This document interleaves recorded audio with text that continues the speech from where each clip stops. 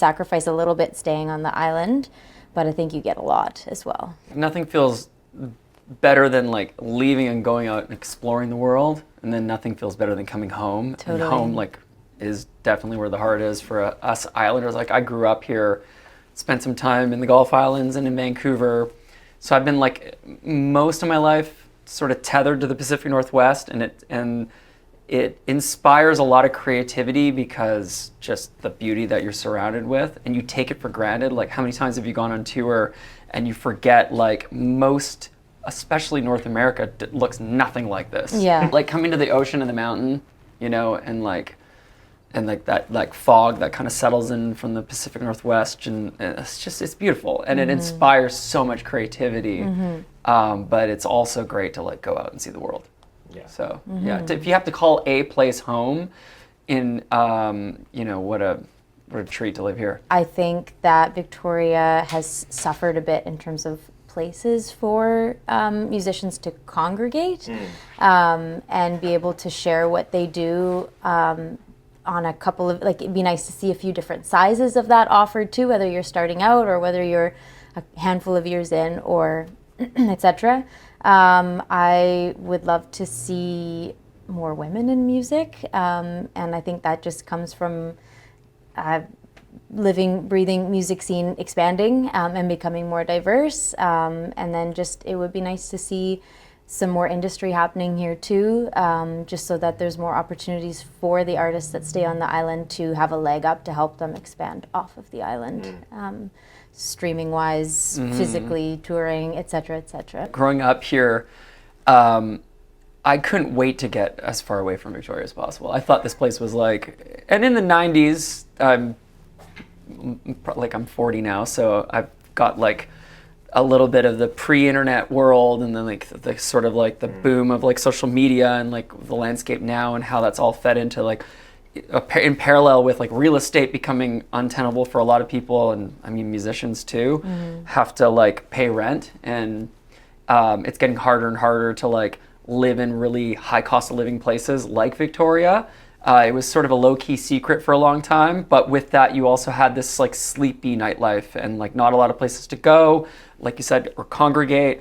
And it's not just the venues, in my opinion, it's like the places like this where musicians go post band practice to kind of like scheme up how they're going to take over the world. And and it's true. It's like you need like cool coffee shops are great, pubs, little eateries, little mom and pop style places where you can like go have some food and like listen to cool music and just sort of get inspired. Like those kind of gathering places of all sorts, when they start to go, it's almost like a leading indicator of the life getting vacuumed out and thrown out with, you know, all the rest of it. And it's kind of sad. It's cool that Rifflandia has been able to survive. It's like a preeminent international music festival right here. And I lord that over my Vancouver friends. It's like they couldn't even, they can't get their stuff together to have any like long-standing music festival that's like worth going to. They're tried and failed. It's like the curse. It's like the Don Quixote of that city. You know, like you can't make that movie. You can't have a music festival that survives in Vancouver.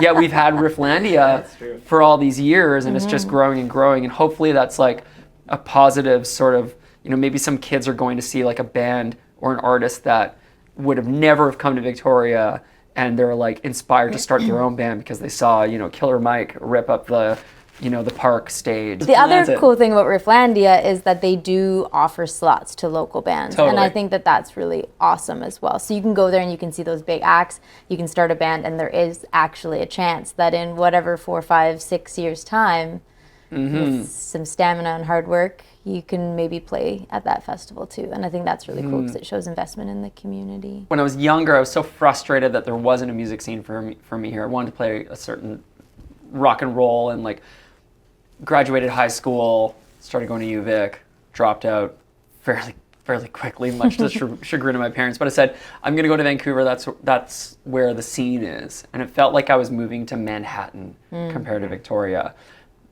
Victoria was very much late to the indie rock boom, the sort of like what we now call indie sleaze, like the Strokes and the Yeah, that kind of New York thing, which I was like really desperately trying to like assert myself into in some sort of like way. And I felt like Vancouver was like the closest sort of like gatekeeping door to knock through.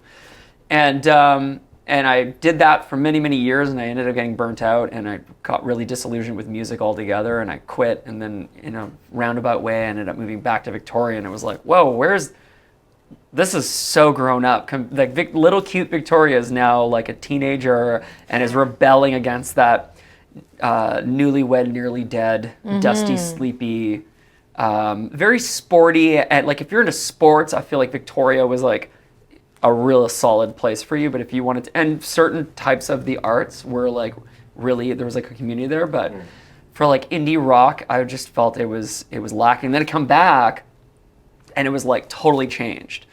And I was like, okay, this is the Victoria I wish I had growing up, and I probably would have never have left if it existed. And it was so inspiring to come back and like be based here, and I'm proud to be based here.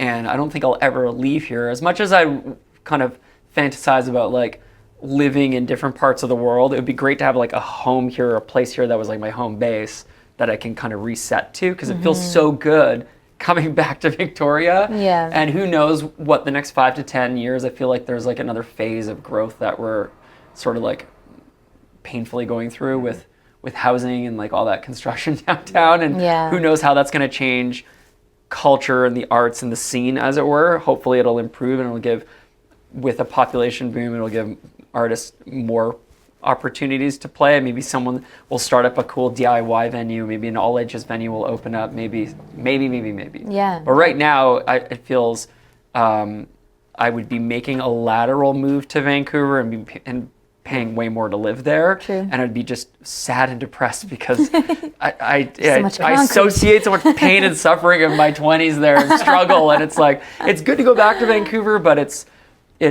here just feels like I can exist here and be what I want to be. So that's what I meant. Like, I'm dyed in the wool, proud Victorian. And there's a scene here that seems to be like, I want it to succeed. Like the more musicians say like proudly, I'm from Victoria, BC, maybe it's like signals to that next wave of artists like, hey, if he or she or they are doing a good job with their career here, like maybe we don't need to move to Montreal or Toronto or LA or New York. We can exist here and have a career here. I like that saying that like a city gives you what you put into it. And I feel like for me in Toronto, I went there when I was in my early 20s, and I had an internship at a music studio and at a label, and just had so much excitement surrounding the music industry itself, more than I do now.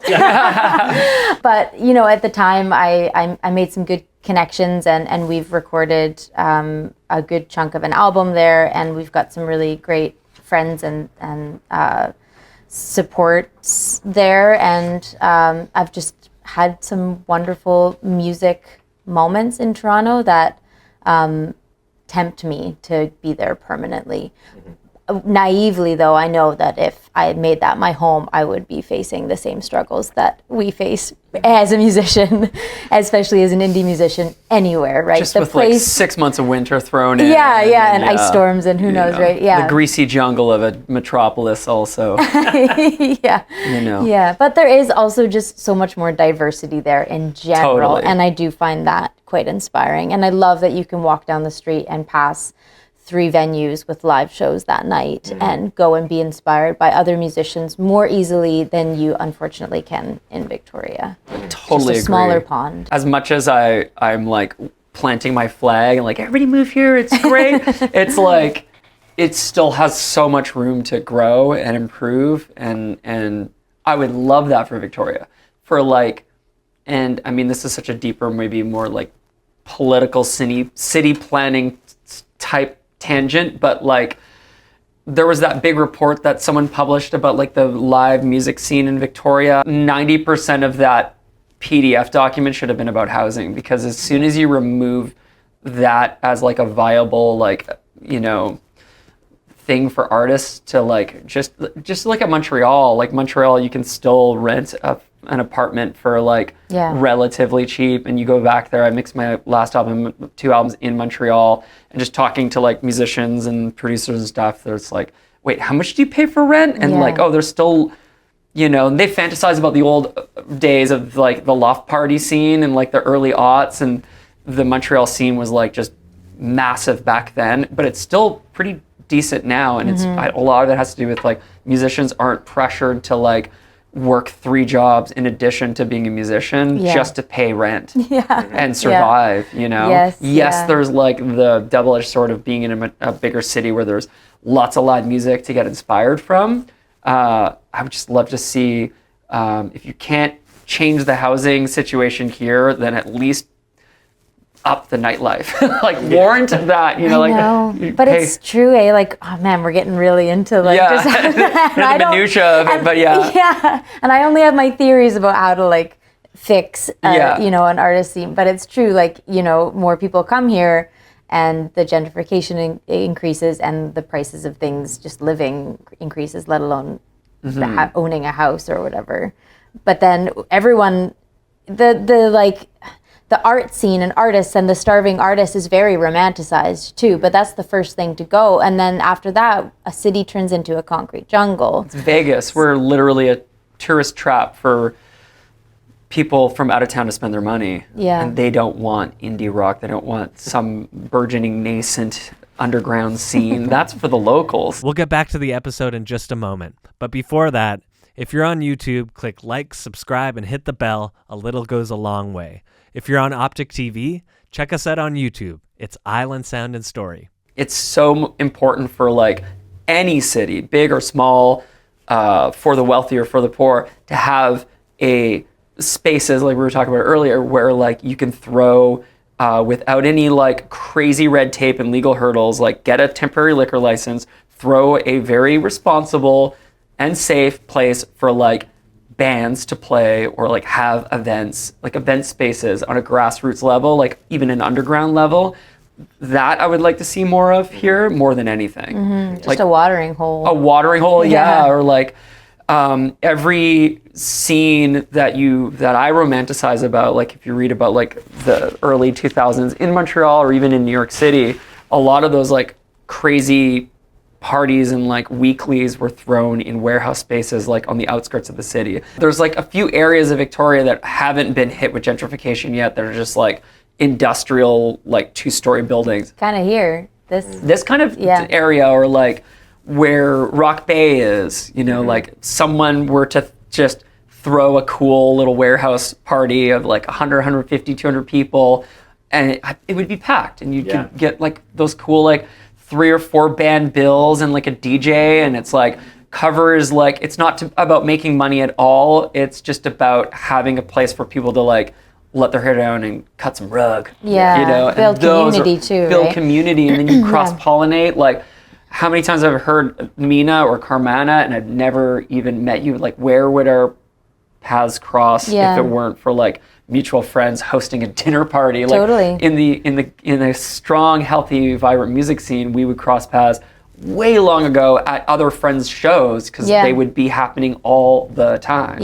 Not just at the Royal Theatre or at the Capitol, but like the establishments that are like sanctioned and cordoned off as live music venues. And not like also an area that's designed to be social, as opposed to an area that's designed to take in live music. Like, you know, just a place to go and like gather.